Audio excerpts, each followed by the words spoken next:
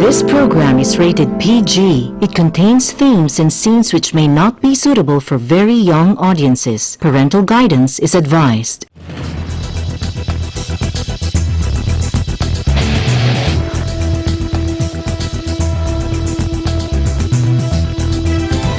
We're working to connect a region of over 600 cultural bridges between our lands.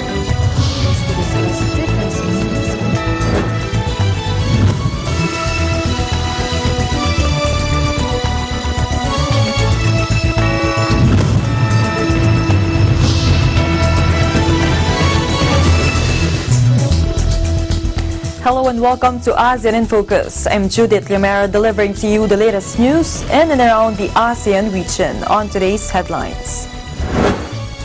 Indonesia's President Joko Widodo was sworn in for a second term on Sunday as helicopters flew overhead and troops kept watch in the capital, Jakarta. Days after Islamist militants tried to assassinate his top security minister.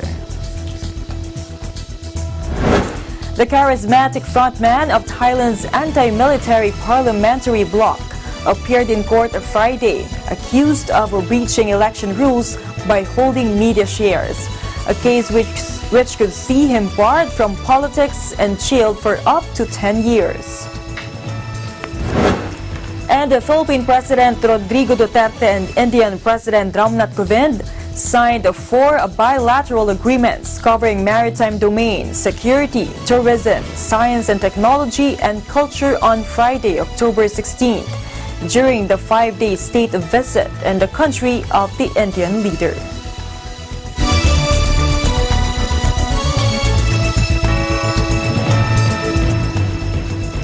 Indonesia's President Joko Widodo was sworn in for a second term on Sunday as helicopters flew overhead and troops kept watch in the capital, Jakarta. Days after Islamist militants tried to assassinate his top security minister. Foreign heads of state, lawmakers, and political rivals looked on as Widodo, 58, and Vice President Maruf Amin, 76, read an oath to start a 5-year tenure leading the world's biggest Muslim-majority nation. Outside Parliament, red and white Indonesian flags dotted parts of the city, but celebrations were muted with supporters outnumbered by some 30,000 security personnel deployed amid fears of another attack. Demonstrations were also banned on Sunday as extremist violence continues to plague Indonesia. Several thousand supporters, many wearing t-shirts bearing the leader's image, watched the ceremony on a big screen near Jakarta's national monument. Widely known as Jokowi, the president said his final term would be aimed at eradicating poverty and catapulting the nation of some 260 million into a developed country with one of the world's top 5 economies by 2045. 5 tahun ke depan yang ingin kita kerjakan, yang pertama adalah pembangunan sumber daya manusia. Pembangunan SDM akan menjadi prioritas utama kita. Membangun SDM yang pekerja keras, yang dinamis, membangun SDM yang terampil, yang menguasai ilmu pengetahuan dan teknologi, mengundang talent-talent global untuk bekerja sama dengan kita di tahun 2045. Pada 1 abad Indonesia merdeka, mestinya insya Allah Indonesia telah keluar dari jebakan pendapatan kelas menengah. Indonesia telah menjadi negara maju.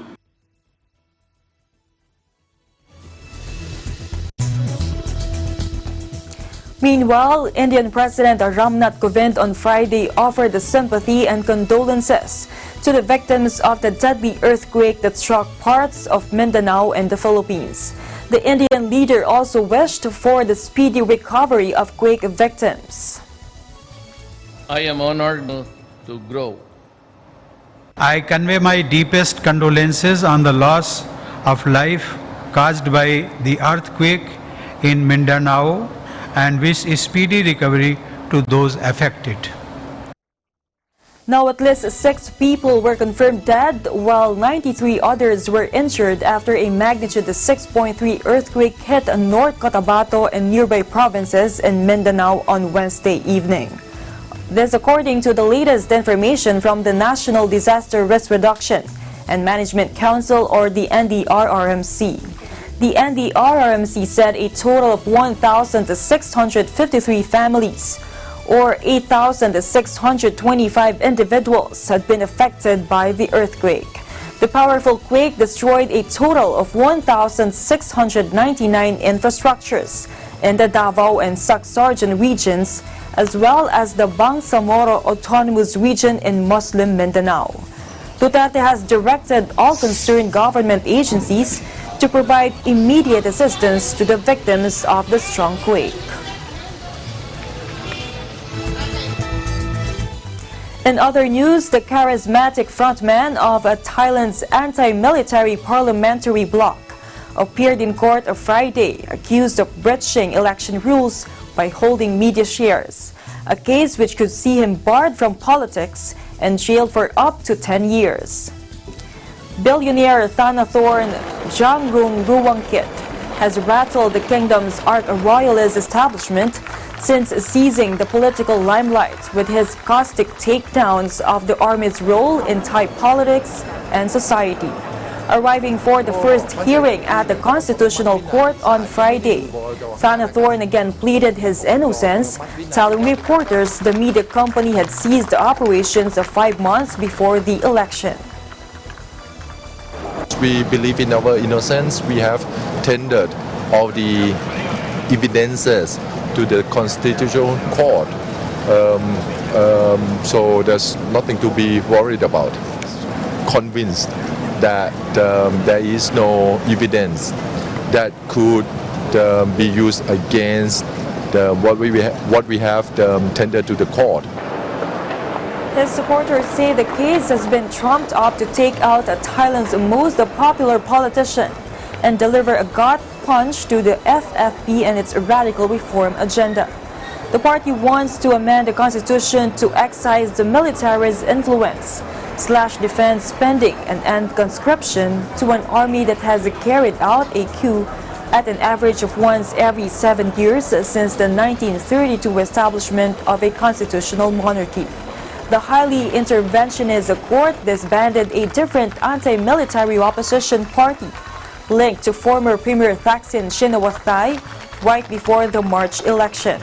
Thanathorn has also been singled out by the kingdom's powerful army chief.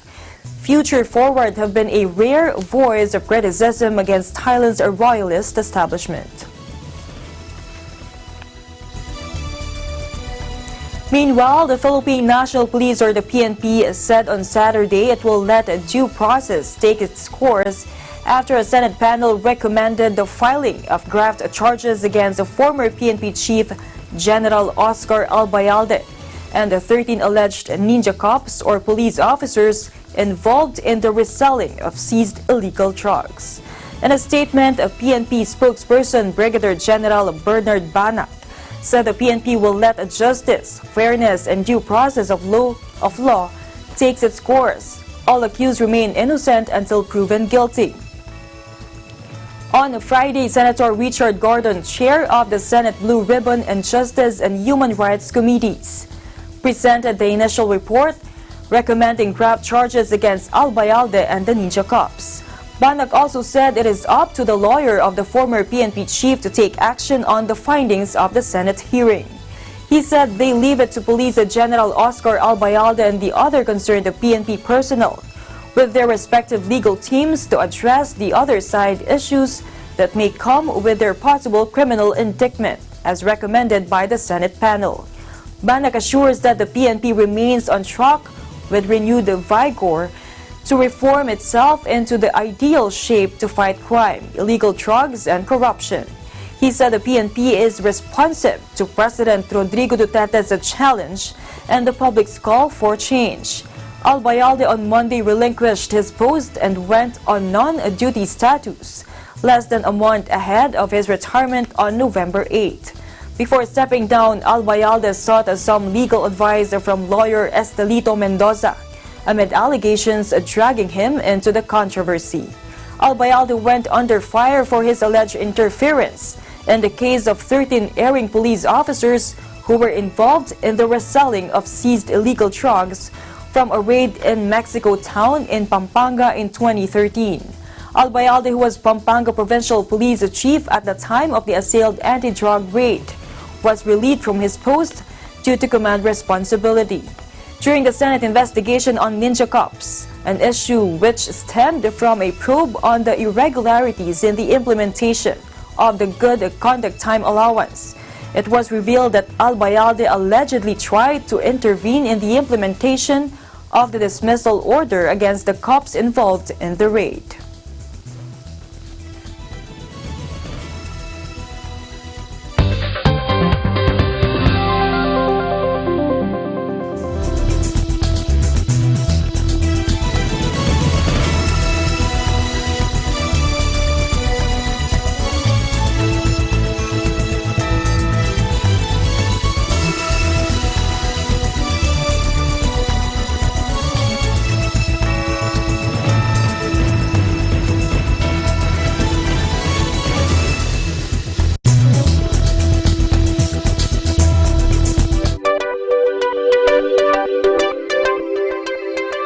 Watch your favorite Net25 shows on OSN channel 725 same day as the Philippines.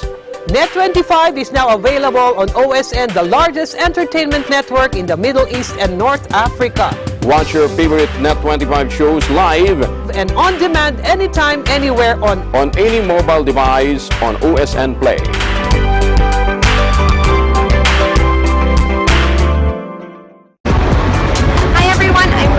And today I'm here at Haystack Rock in Oregon.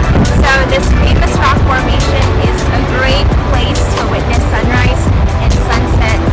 You can set up a picnic blanket and hang out with your friends or family here at the beach. For more stuff like this, tune in to EBC Digital Nest. I'm Rio and I'm 1 with 25.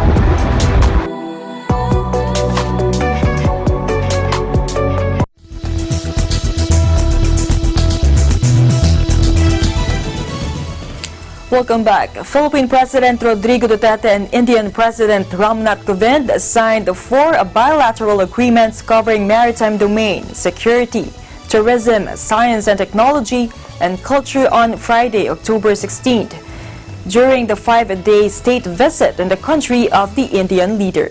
The Department of Tourism and Indian Ministry of Tourism signed a Memorandum of Understanding to enhance the cooperation in the tourism and hospitality sector. The Philippine Coast Guard inked an agreement with the Indian Navy to enhance maritime security through the sharing of information on non-military and non-government shipping vessels between the two nations. A program of cooperation in the fields of science and technology for 2019 to 2022 was signed between the two countries' science and technology departments. The last deal signed was a cultural exchange program between the two governments for 2019 to 2023. These cover bilateral cooperation as well as regional and global issues of the day. Today we have signed 4 agreements covering maritime domain, security, tourism, science and technology, and culture. These would further intensify our cooperation. We have decided to explore both our common future through cooperation in space as well as the past through research of the history of our civilizational roots and commonalities in our culture and tradition. We look forward to receive experts from the Philippines to India to research and document our ancient links. In all these areas, we are cooperating in one way or the other, and the potential for this is enormous. There is immense potential to further deepen the Philippines-India economic ties. I look forward to address the India-Philippines Business Conclave and the 4th ASEAN-India Business Summit tomorrow. The day when we set out to turn promise into reality.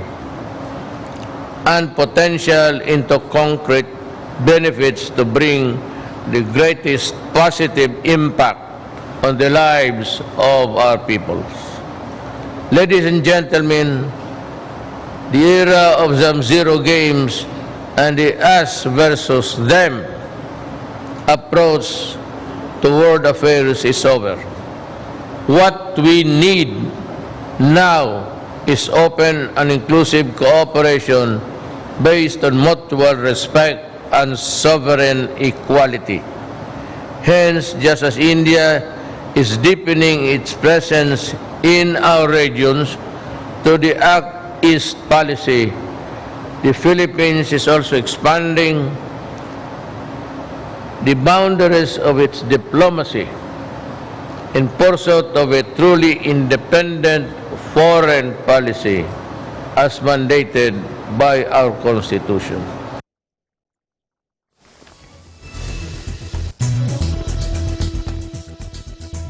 Island's most popular holiday island have been forced to slash their prices with rooms left vacant and beaches bars as tourists achieve struggle with a plunge in Chinese visitors caused by the U.S. trade war and stronger baht.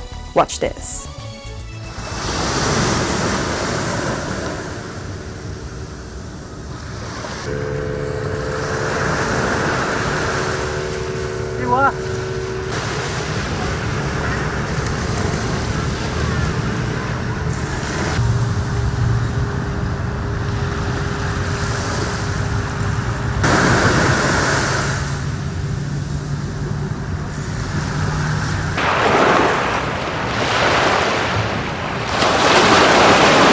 The value of the baht has a lot to do with it, and maybe Thailand has been for the last 15-20 years the place to go.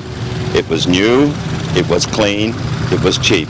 So now it's not so new, it's not clean, and it's not cheap. So I think lots of Phalang are all going to Vietnam and maybe Cambodia.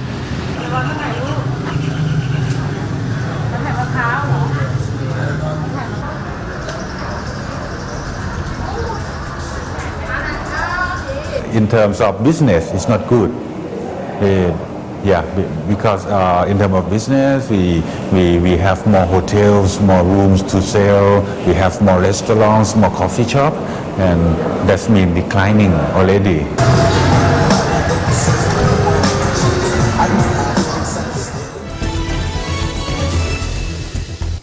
Meanwhile, Indonesian migrant worker Joshelle usually spends her sole day off in Hong Kong's parks, chatting with friends and video calling loved ones back home. But this summer, her downtime keeps getting disrupted by protests and tear gas. She is one of more than 370,000 domestic workers, overwhelmingly women from Indonesia and the Philippines, who keep Hong Kong ticking and often toil for little pay and in cramped conditions. Take a look. I was out and suddenly the guy all come and then the guys around us. Thanks God, they're very good. They will tell us, don't go that way, I bring you go that way, and put the umbrella to us.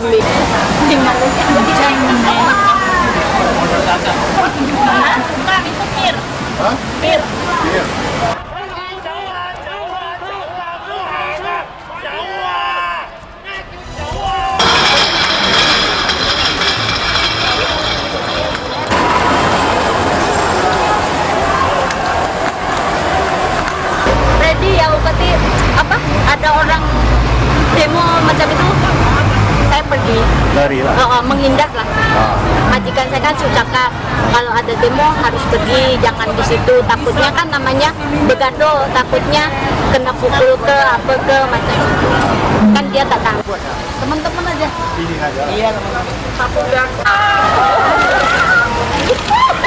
Mana tadi? Artis seharian. We never have planned to leave Hong Kong because of this situation. Because our employers still need us and we also still need the job. Now it's getting worse. But I know why they become like getting worse, because maybe for the good future for Hong Kong lah.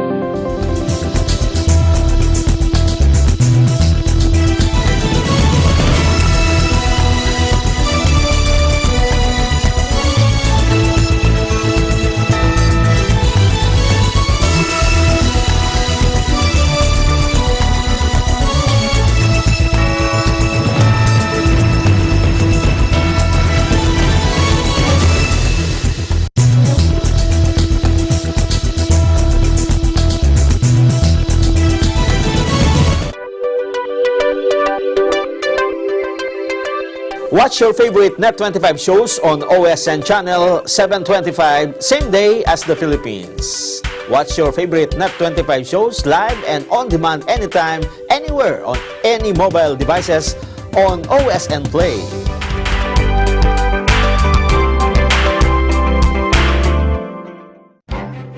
Events happen around us all the time, in our community, in our country, around the world. Events that affect people, move communities, or simply inspire us. Interesting events that people need to know. In these interesting times, we continue to be a competent partner in delivering news about these events. Fast, accurate, balanced, eagle news, because we live in interesting times.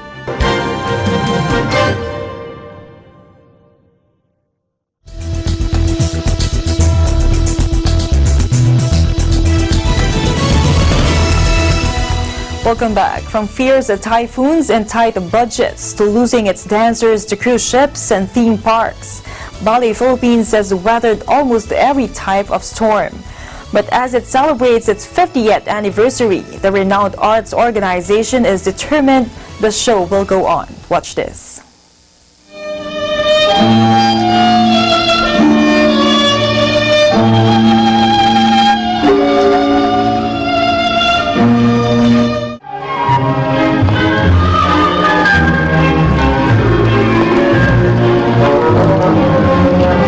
Dancers abroad, they use 1 pair a day. It's a free bid of London. That's true, they use it 1 pair a day. And in Bali, Philippines, a dancer wears that for the whole month.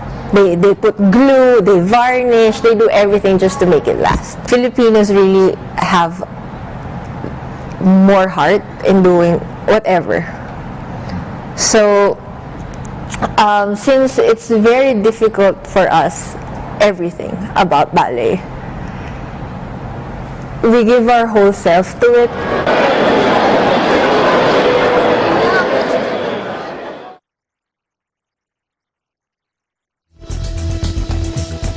And that is the latest news in the Southeast Asian nations. Stay updated about the ASEAN region. I'm Judith Yamera, and I'm one with 25.